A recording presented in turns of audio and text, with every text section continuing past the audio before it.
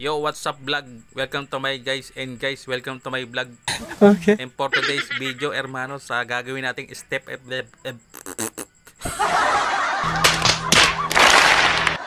gagawa tayo ng step by step procedure na kung paano gumawa ng stainless steel sink. So ito nga hermanos, bago yan kinating nilayout muna sa designated o sa precise na sukat ayon sa binigay na dimensions ng ating kliyente na si Judge na taga Gloria.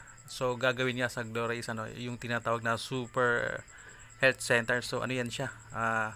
Walong sink. So wag na natin patagalin to. Ayan nga si feed fabricator na si Owen. Nilayout muna bago natin i-bend. So start tayo ng bending hermanos. So itong bender na ginagamit natin is manual operated. So mga nagtitipid, so ito yung para sa kanila.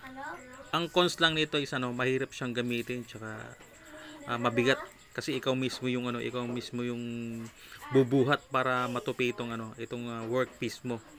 So yung isang version nito is ito yung tinatawag na hydraulic siya. So wala kang gagawin dito is sala ka lang tapos aapakan mo lang yung switch na nakalocate sa inyong paanan. So ingat lang sa paggamit ng ganung hydraulic na na bender kasi alam niyo naman baka pati yung mga kamay natin mabend.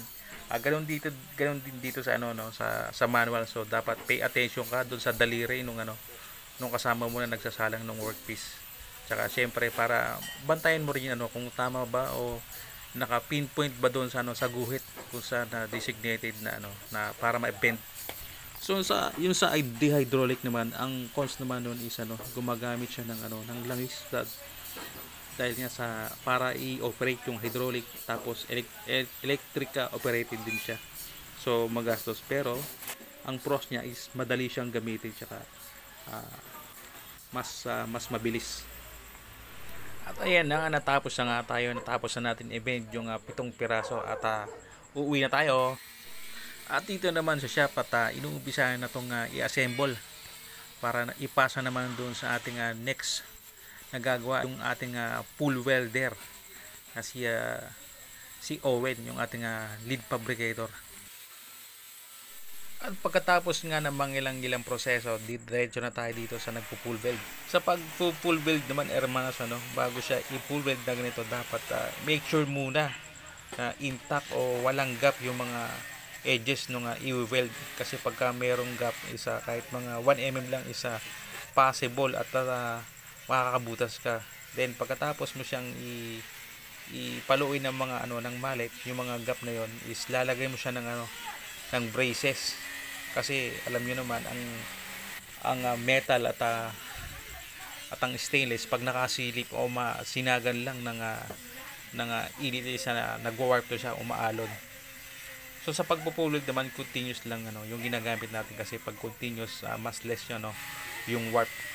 Tapos kung makita niyo, ayan, meron siyang guide para consider mo na yung sarili mo na na robot yung humina, kasi para pantay.